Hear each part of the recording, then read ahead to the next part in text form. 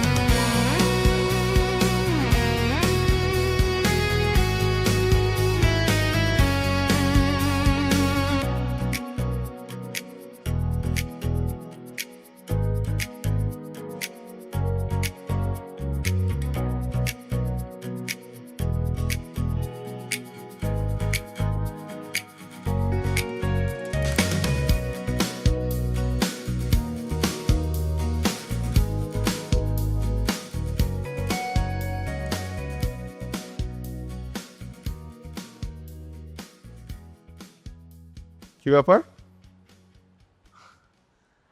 দরজা খোলা কেন? আর তোমার না আজকে একটু দেরি করে ঘুম থেকে ওঠার কথা?